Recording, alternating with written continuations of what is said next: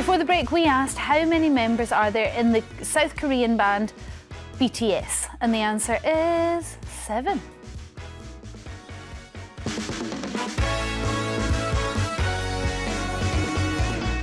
Welcome back. We are live on 5. Alice and Matthew still here with me. Don't forget, later we're asking if parents are to blame for kids' bad teeth, and should all young people wear a poppy? We'll be asking those questions later. But now I want your calls on this. Should delivery companies stop leaving parcels on our porches? 0207 862 2222 is the number you need. We especially want to hear from you if you have had a parcel go missing from your designated, we'll say, safe space. More than £666 million worth of parcels are pinched by so-called porch pirates in the past year. That's according to new research. A survey found that 17% of households have had at least one of their online orders stolen from their doorstep. In incidences like this, I think we can take a look. Yeah, so simply done. So as we approach peak time for parcel theft, Christmas and Black Friday, should delivery companies just stop leaving those parcels on our porches and doorsteps? Alice, have you ever had a problem with something like this? Oh, absolutely. Parcel deliveries are one of the great frustrations of modern life. I had my contact lenses, so it's essentially like a medical device, delivered to a neighbour's wall halfway down the street. A wall? Yeah, they just left it on the wall outside. Just perched on top? Just perched on the wall. And I had to go walking up and down the street searching for these things. It was a parcel company so well known for its terrible service that it recently had to change its name. So yeah, this is absolutely a huge frustration of modern life. And I think what it is that the huge explosion of online shopping has not been accompanied by improvements in the infrastructure for how we deliver these parcels. I thought it was interesting that this survey about the box bandits was commissioned by a locker company.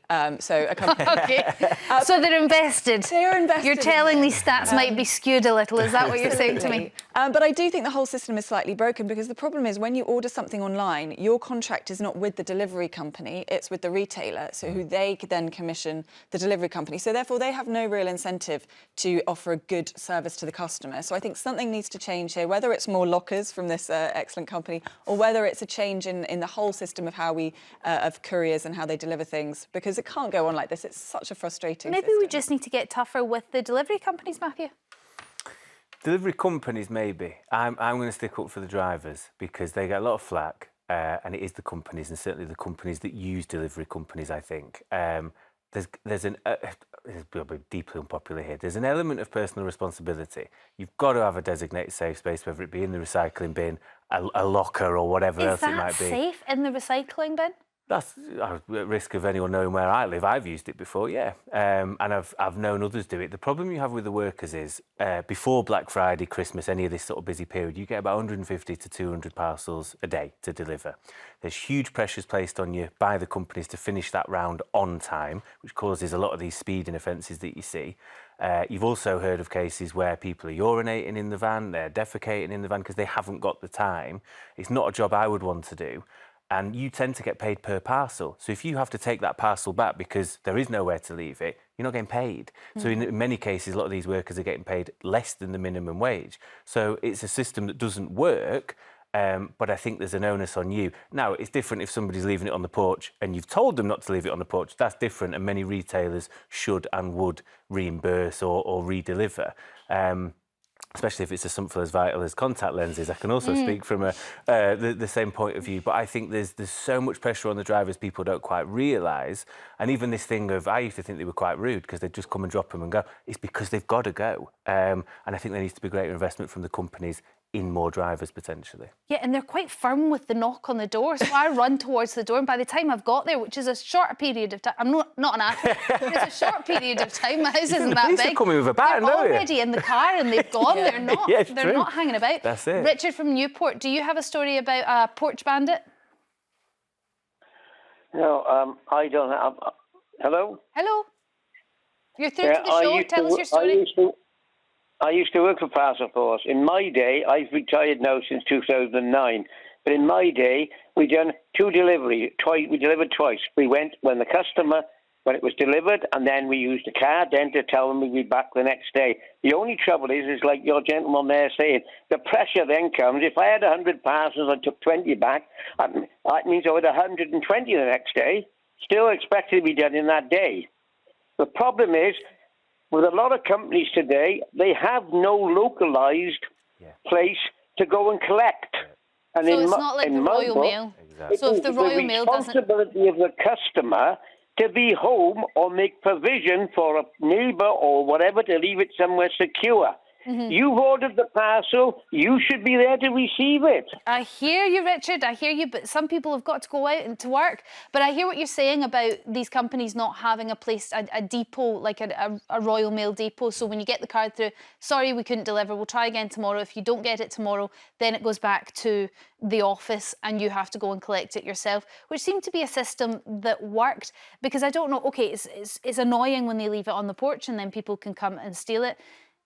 But the other hand is if they post that little card through to say, sorry, couldn't deliver it, no one was in, that is endlessly frustrating, is it not, Alice? The whole thing is immensely frustrating. Like I say, I think the whole system just needs improvement because it's a blight on all of our lives, isn't it? And I mean, I feel sorry for Richard, but people can't stay in all day waiting for when a parcel might come. That's just not how life works in the 21st century. Well, then where are we going to leave it if we don't have one of these lock boxes, Richard? Thank you very much. Mandy from Warwickshire, what's your view? Hi, yeah. I'm a bit of the opposite, really, leaving parcels on the porch. I mean, my carport is regularly used for deliveries for various properties up my road. I have had baby car seats thrown over my fence in my garden. I regularly find parcels out there for next door neighbours. No cards are left. And they are regularly deliveries. I came this morning, there's 2 or 3 parcels for not my address, in my carport. So if they get stolen, that is not my problem. But a well-known delivery chap that I know that delivers for my daughter sometimes, he actually states that the woman next door actually stipulates to put it in my garden and my carport. Yeah, you can request a neighbour, and obviously they've spotted that yours is a good spot to do. So you're kind of working as a part-time postie, Mandy, is that right? I tell you, I'm absolutely. It's hysterical at times. I can come home and there'll be 3 or 4 parcels in my carport. There's food deliveries, makeup deliveries, and Mandy, the weird thing is, so annoying. they throw it over my fence. Yeah, you need commission, Mandy. You need to start saying, OK, if you're going to get things delivered to me, then actually you should be able to give permission for your neighbour to accept your parcels, because that's really unfair if somebody's put you down. I mean, I have put down one of my neighbours, but that's because I got on with them very well and they've also got me down, and I don't mind that sort of exchange at all. But to not let you know that they've done it and then do it on the sly because they know they just throw it over the wall. Also, Mandy, what if someone's ordered a vase? Or something, you know, glasses, 6 beautiful bespoke glasses, and they just get lobbed over your wall. Yeah. Has that ever happened? Something's got broken? I don't know. You don't stick around for the opening? OK, fair enough, Mandy. I basically drag it in from the garden and put it in my carport and wait for somebody to claim it. Oh, Mandy, that's so annoying. That's the delivery guys. They're like literally not leaving in your porch, sling it over the fence. Oh, Mandy, I don't know what to do about that, but thanks for your call, and all my sympathies are with you. Chris from Hampshire, what's your story about these porch bandits? I've had several parcels and packages stolen because they leave it right on my front doorstep, despite me telling you, down the side of my house, which is literally 6 foot away from the front door. They could then pop it behind a gate, which I never lock, and then it's outside. But they leave it right on the doorstep in plain sight, and I've had half a dozen parcels stolen right off the doorstep. And because I don't eat, and that's despite me putting down specifically, please leave down behind my garden gate at the side of the house. Could you put a little note on your door to say, please don't leave on the doorstep, which might prompt the driver to then look at the different instruction on the order? I have tried that in the past, but unfortunately, sometimes I have a blow-off because I stick them down or they just disappear. But, I mean, they should also, if they're reading my address, then it should be on their additional instructions bit as well. So they're either not reading it properly, because I always specifically put that. Chris, do you have any sympathy that the drivers are just trying to do so many orders that maybe they can't focus as much as they should? I do have some sympathies, but at the end of the day, I'd also hope that you want to do the best job you possibly can. And by having somebody's packages stopped, it's a bit of negligence and it's a lack of pride. True, Chris, You know, true.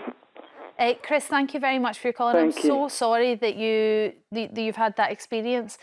You're not alone, unfortunately. Amanda from Lancashire, do you have a porch bandit story? Well, yeah, a couple. I actually take them off my neighbours' doorsteps. And you're stealing other people's parcels, Amanda. That's not. I wouldn't advise confessing that on national TV. No, they do know, because they are supposed to come to me if they're not in anywhere. That I am a person that will take in other people's parcels. But the one I wanted to tell you about is a while ago that they said they handed a parcel to my son, the recipient of the parcel. And I asked how did they manage that, because he actually was living in Germany at the time. Oh. So how did they know your son's name? It was on the parcel. Oh, so it was ordered for him, so and they just said they delivered it to his hands when clearly they couldn't possibly, because he wasn't even in the country? Yes. That is worrying. That is an out-and-out lie then. So what happened in that scenario? Did you get your money back for it? What did the company do? They said at one point then, oh, yes, we did deliver it to him. Then it was, oh, no, it's got lost at the warehouse. It's out for delivery. It took about 4 or 5 weeks before it was sorted. But I just thought, I just said, has he got very long arms, this driver? Amanda, that's really frustrating. I mean, all of these stories are just incredibly frustrating. It's different problems, the same feeling. Amanda, thank you. Billy from South Ayrshire, do you have one of these similar stories? Morning all. I was waiting for a parcel. It was a new Catholic missal that I was waiting for, and the delivery company that was delivering it was DPD. Now, DPD are absolutely ridiculous in my opinion.